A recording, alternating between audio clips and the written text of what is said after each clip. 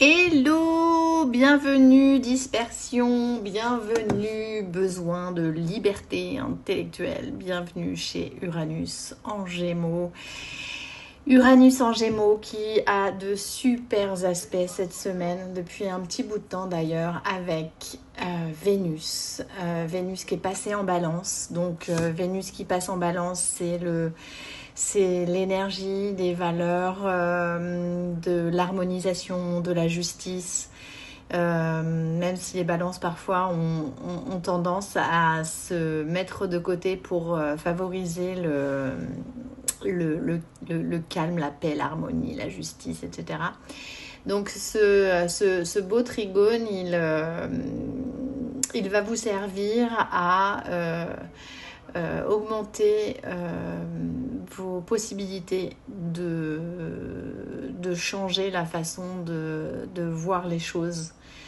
Vous donner un petit peu plus de liberté aussi dans votre façon d'aimer, de rencontrer des gens intéressants qui sont peut-être plus en lien avec vos valeurs. Surtout que cette Vénus en balance fait aussi un trigone à Pluton qui est rétrograde. Je vous invite à revoir la publication sur Pluton rétrograde en Verseau dans le collectif. Et tout ça nous fait un joyeux triangle d'air. Certains parlent du panier Barbeau. Ça fait longtemps que c'est dans le ciel. Ça fait longtemps que ça se prépare. Je pense qu'on va avoir genre 2 ans pour vraiment créer la vie de nos rêves. Au niveau collectif, avec ce passage des nœuds lunaires, Lion en nœud sud et nœud nord en Verseau. C'est vraiment le moment en fait de construire quelque chose de serein, de vertueux. Ce triangle est magnifique, c'est vraiment l'air. Alors ça peut augmenter le vent au niveau du climat.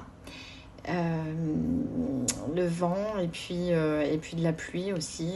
Nous on a des grosses vagues de sable qui sont présentes en ce moment. Ensuite, Uranus, moi j'adore, c'est vraiment la liberté, c'est l'innovation, c'est vraiment la curiosité, la mobilité, puis c'est l'accélération intellectuelle, quoi. Et ça, c'est vachement agréable. Parce qu'avec cette Vénus en balance, du coup, il y a une circulation des idées qui se font de plus en plus sur les réseaux. Et on s'unit, voilà, avec des valeurs communes en Vénus, Vénus balance. Cette Vénus balance, elle fait un carré à Mars, mais bon, on a l'habitude des carrés entre Vénus et Mars. On avait déjà la Vénus, un carré qui était Mars et Vénus en Vierge. Et là, c'est Vierge, c'est Vénus en balance, je vais y arriver. Et quand et comment nous allons pouvoir allier le pouvoir du masculin et le pouvoir du féminin. Quand est-ce que allons-nous vraiment travailler sur ces énergies et en faire quelque chose de beau en fait. Quand est-ce que comment on va faire pour incarner tout ça. Et en parlant d'incarnation, le nœud sud. Donc le nœud sud, c'est le karma, c'est nos vies passées, c'est tout ce qu'il faut laisser derrière soi. Et dans cette éclipse, en fait, le nœud sud est en Lion avec la Lune, le Soleil, Jupiter et Mercure. Donc là, il y a tout pour lâcher les vieux habits, les vieilles identités, les vieilles blessures. On a beaucoup parlé avec Chiron en Bélier de ces blessures qui ont construit notre personnalité. Et là, en fait, cette éclipse, elle nous demande bon, ok, vous avez bien travaillé les jeunes, maintenant on se met au boulot, quoi.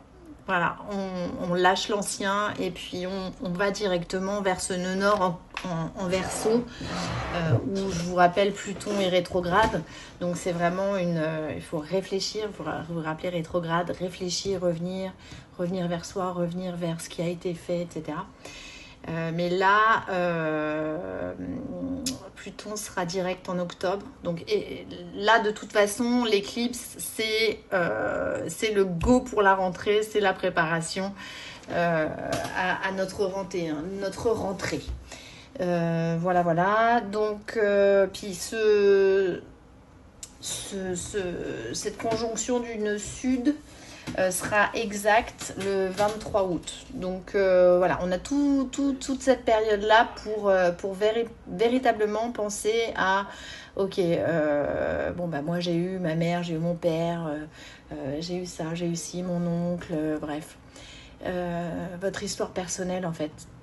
La résilience est quelque chose de très important pour la construction d'un futur beaucoup plus serein.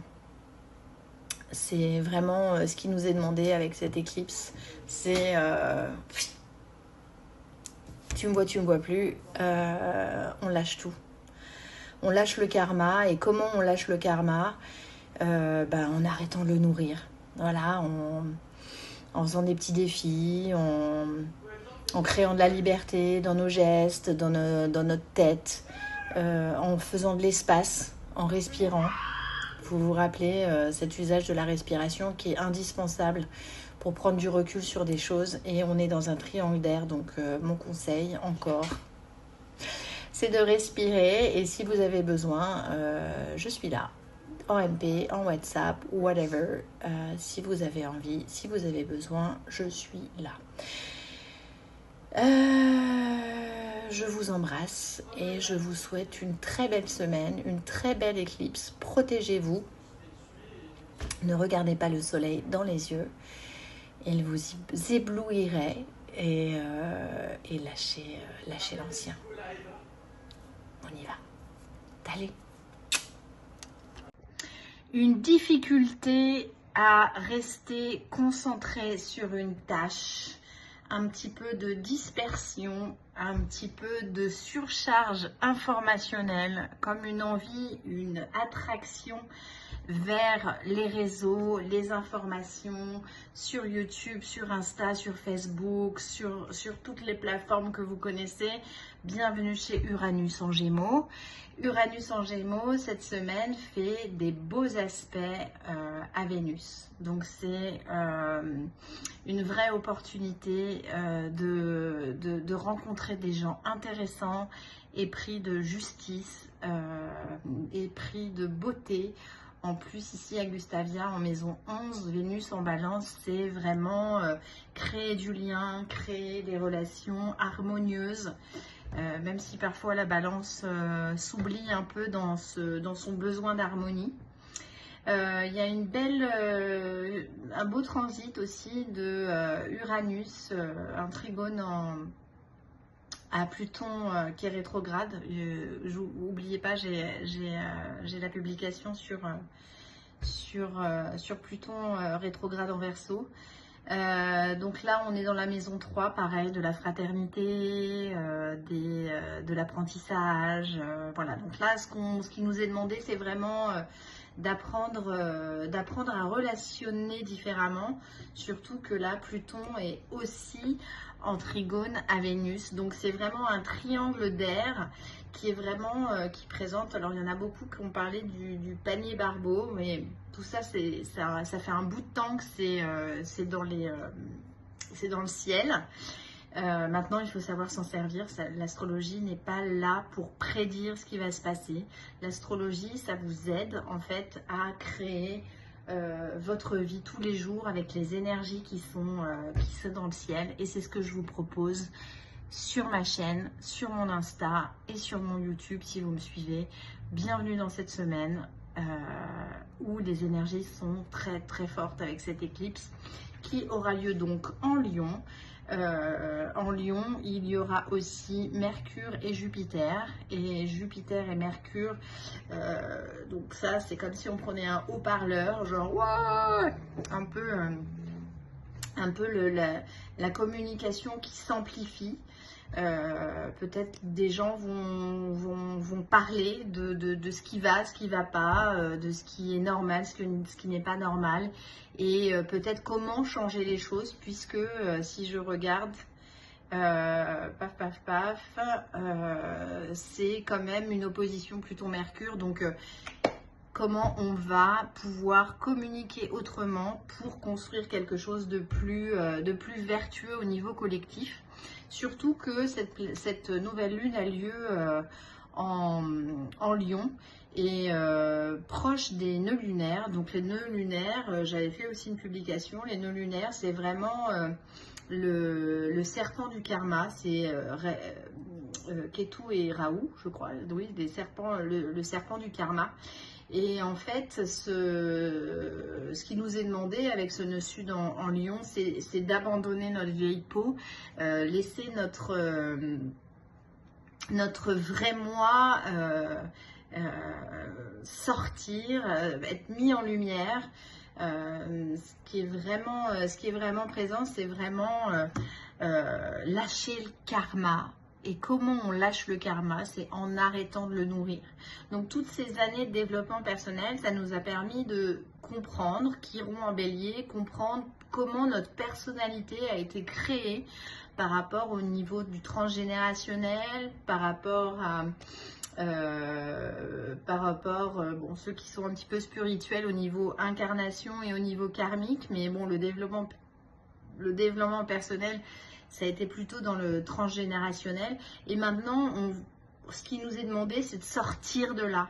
C'est de sortir de ces vieux habits, ces vieilles traditions, ces vieux trucs qui nous angoissent, qui nous font perdre espoir, qui nous font perdre la foi dans notre capacité à réaliser de grandes choses. Je vous rappelle que nous sommes des êtres puissants. Il suffit de reprendre son pouvoir personnel et de voir ce qui nous a servi. Et c'est important de savoir ce qui nous a servi. Et c'est pour ça que j'avais arrêté le café. Finalement, je m'en suis pas trop mal tirée. Donc le café, j'en prendrai de temps en temps. Je vais mener ma petite enquête sur ce qui m'a servi, ce qui me rend esclave. Et je trouve que c'est ça qui est intéressant. C'est qu'à chaque blessure est en parallèle et chaque blessure correspond à une addiction. Et du coup, ça nous permet de voir, grâce au petit défi Yoga Bar qu'on utilise notamment avec Julie, d'écoute transformative, on utilise justement ces blessures pour comprendre ces addictions et puis redevenir libre. Et c'est vraiment tout l'enjeu d'Uranus en Gémeaux. C'est vraiment... ça va nous aider vraiment à aller rapidement changer de mentalité. Et ça, mais je suis tellement contente. Quoi dire d'autre? Il y a un carré Mars-Vénus qui est toujours présent. Mais bon, là, je pense que c'est vraiment... on était en carré Mars-Vierge. Maintenant, on est en carré Mars-Vénus-Balance. Et je me dis, quand est-ce qu'on pourra être en trigone, quoi? D'ailleurs, je vais regarder. Quand est-ce qu'on va pouvoir réellement fonctionner ensemble? Quand est-ce qu'on va pouvoir tous se prendre la main et créer tout ça ensemble, en fait? Quand et comment? Moi, c'est ce que je pose comme question. Alors, suivez-moi.